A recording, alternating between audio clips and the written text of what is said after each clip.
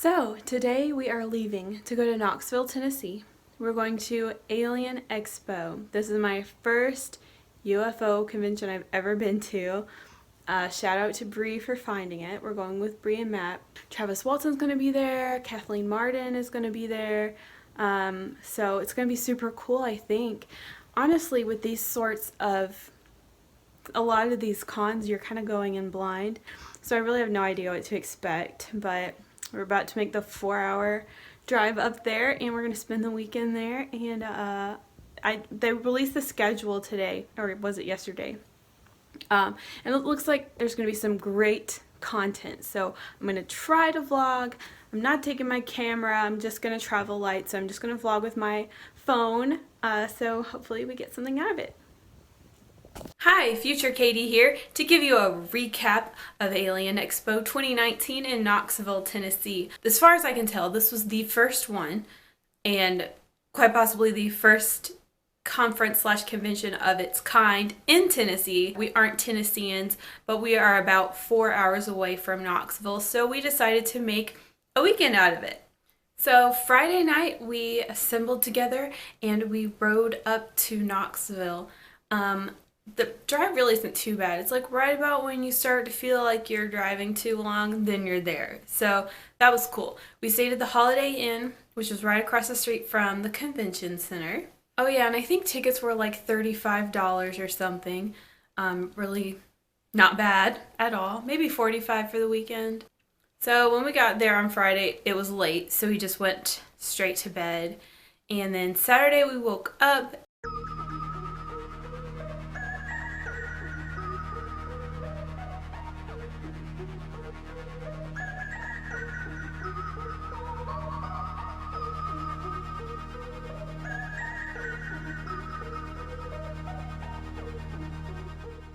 And we decided to walk around and find some breakfast there in downtown Knoxville. We ended up going to like a crepes place, some kind of French place.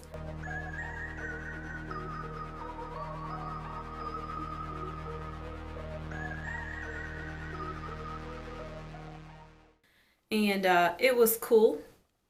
And then we headed to the expo. Security on the first day was really nice, really easy to get through. You can bring a bag and everything. They just check inside of it. Then we went to the second floor where the expo was happening. So the space itself was, it consisted of one lecture room, and it was a really large, nice lecture room with theater seating, with even like a fold out kind of table surface.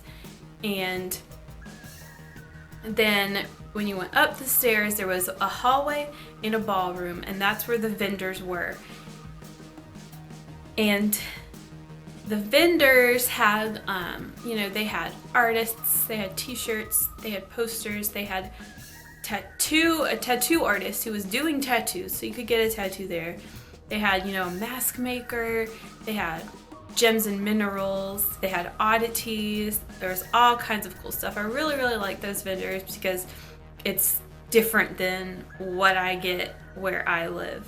When we got there, the lectures were about to start, so they had back-to-back lectures all day long, but they happened one lecture at a time. So you didn't have to choose between like, do I want to see this one or do I want to see this one, and like going on in different rooms, So there's a plus side that you didn't have to pick and choose, but the downside is that there's a lot of lectures. They're happening for like 10 hours, okay, maybe not 10 hours, but like 8-hour day of lectures. It does get a little bit tiring, and there wasn't like a lunch break. There wasn't like a break where you could go look at vendors. There wasn't a break where you could go back to your room or something if you needed something. So it was just like straight non-stop lectures. But anyway, so the first lecturer was the Travis Walton. Because it's always fresh and always right there emotionally, even when I, for a long time I thought, I'm over that now, I quit waking up in cold sweats at night and that sort of thing, and I thought I was over it, It was really, really cool just to kind of hear him tell the story out of his own mouth and kind of talk about how he interprets all the events. It has been 44 years since the events in Snowflake, Arizona. It's just an honor to see him. We're a part of history, that we're able to listen to him speak. The thing I really like about his story is that it was a one-time thing. He's not a lifelong abductee or contactee. It was just an isolated incident, as far as I know. Like, he's seen things since then. But as far as I understand it, it was an isolated incident, and he thinks that he got too close and there was an accident. Like, he was exposed to something physically that he shouldn't have been exposed to, and that's why they took him up for 5 days. They were fixing him, they were healing him, and put him back. And he has a lot of reasons to believe this, but I really like that because it's not your typical alien abduction story. I'm really, really glad that Travis wants to talk about this and share his story and attend these events and learn more. So it was awesome to see him speak. After that, we had Kathleen Martin, who is the niece of Betty and Barney Hill. When I first started listening to paranormal podcasts, an interview with Kathleen was one of the first podcasts I ever heard. I think it was Jim Harold's paranormal podcast. So, let's begin. So, I was 13 years old when Betty and Barney had their experience, and I, about 30 years ago, decided that I wanted to separate fact from fiction. She gave a fantastic presentation, kind of presented all the evidence, sort of tried to set the record straight regarding certain misconceptions about the case, and just shared family photos and stuff, and she was a really great presenter. Every lecturer kind of said in passing that they didn't have much time. They all felt like they didn't have long enough to speak, and I think that was another downside to just having one lecture room. After Kathleen Martin was Angelia Shear from Tennessee MUFON, and she just talked to us a little bit about what she does as an investigator and shared 2 of her favorite cases with us. One case was a really great missing time case, and the other was a case of gray aliens peeking in a guy's window. And she just really went into detail and talked about the evidence she was able to gather, and it was really, really cool. All right, and I think at this point is when we decided to walk around the vendor area and stuff, and I got some rocks, and oh my gosh, I got a living dead doll, but I just the deal was too good.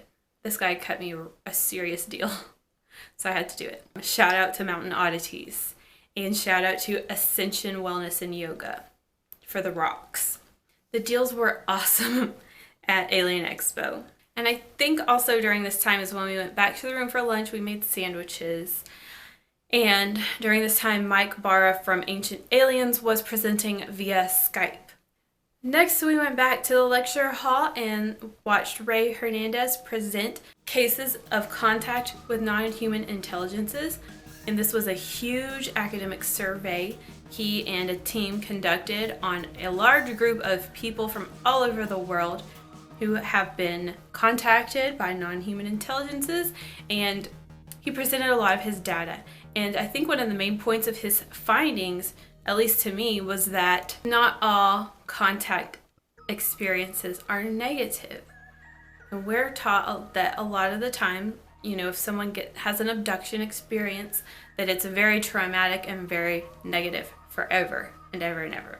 But these surveys seem to suggest that generally it's considered a positive experience for a lot of people. So in a way that kind of brings me comfort, because I'm actually quite afraid of aliens. Next, we saw Ken Johnston, a NASA whistleblower, and a former, I guess you're not a former astronaut, I guess you're always an astronaut. Anyway, and he presented on secret bases on the moon. He didn't quite get into the real meat of that topic, but he's been a long time kind of talking about his history with NASA and aerospace, And he was still a really cool presenter. He seems like a really cool guy. We liked this idea of bases on the moon, but he didn't elaborate too much. Like about spacesuits and stuff. I wouldn't have even known. Alright, so after Ken Johnston, he was the last presenter. We were ready to get some food.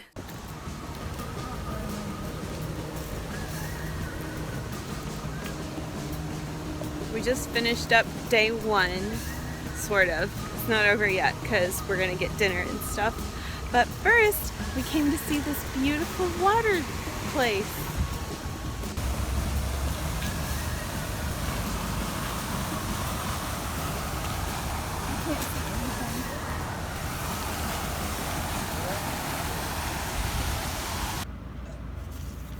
Today I won a wand.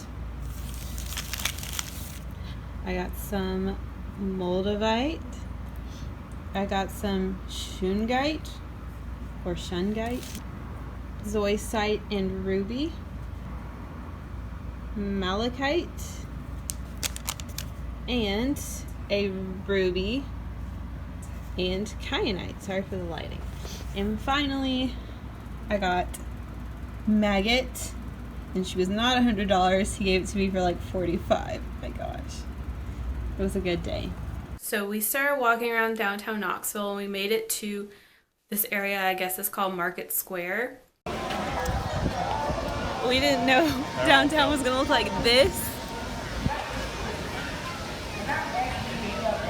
But it's hopping. It's hopping.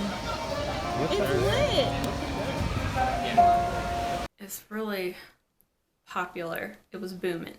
And we couldn't really find a good place to eat, so we left the Market Square area and found a pub when they sat us immediately. So we had a really good dinner of burgers and fries and drinks, and that was awesome. And then we just went home and we pretty much crashed. Cons are really exhausting. All right, and then Sunday we woke up. We went out to find breakfast again, and we ended up at a place called Ruby Sunshine, I think, and had another delicious breakfast there, and then we returned to AlienXPO. We started the day off seeing Mary Joyce present on UFO sightings and secret facilities in North Carolina. That was very interesting to Zach because he runs in the Appalachian Mountains in North Carolina quite often and was actually familiar with a lot of the regions she described in her talk. Then we saw Reverend Michael Carter present on UFOs in the Bible and his own experiences. He's been featured on Ancient Aliens, talking about the possibility of extraterrestrials being angels. So he was awesome. He was so cool. Loved his presentation. But we had to leave early because we had to go check out of our hotel. We checked out and returned back to AlienXPO. Spent a little bit of time walking the vendor room again. The vendor room also had like food and coffee, which is awesome. So we were able to stay caffeinated and everything. And then we returned back for another lecture, and this was Andrew Go. I don't know how to say his name, I'm sorry. The extraterrestrial origins of Earth's intraterrestrials. So basically, he's talking about Hollow Earth, which is an extremely fascinating subject to me, and all four of us were like, the whole time. We loved that one. And by that time, it was about time for us to go home. Now, the conference continued till the evening. It was another full day. So ultimately, we would have liked to stay one more night, but we had a 4-hour drive to get back home. And Madam Bree had even further to drive after that. So we were sad to leave, but we also were very, very happy with what we were leaving with, you know. It was a really great time. It was fantastic. We all had so much fun. How did everyone feel about your weekend at AlienXPO? I loved it. I loved it as well again also. As well again also. Okay. We actually had a great time. It was very stimulating, and we learned a lot, and it was just great to hear people speak openly about things that are often ridiculed, and we could instead openly drop these words like reptilians and UFOs and abductions and hollow earth, and no one's going everyone's just like, yeah, reptilians. And I loved it. Yeah, it was great. We had hot dogs. And we got hot dogs. The people there were all so nice, and I was just so, I don't know, like, I was so excited to look around and see all these people and know that these are my people, and they have open minds, and they're not normal, they're not basic, and there were like, it's different than like a horror con, you know? There were a few alternative looking people, but a lot of the people were just like dressed like normal people, and a lot of them were older people, and I loved that. We were sad to miss some of the other speakers, including like Stephen Bassett, the keynote speaker, but we just had to leave. And the ride home, it was really cool. We all just ended up talking about like, what was our favorite part, what was our favorite lecture, and then we all just started talking about our personal stories of anything weird or paranormal, and it was, I love those talks. AlienXPO was fantastic. I would love to go back again. It was my first UFO conference, and now I want to go to all of them. I loved it. I loved it. I hope maybe this video will help you decide if you want to go to AlienXPO at some point or another type of conference. And yeah, that's it. So I'll see you next time. Bye. Bye.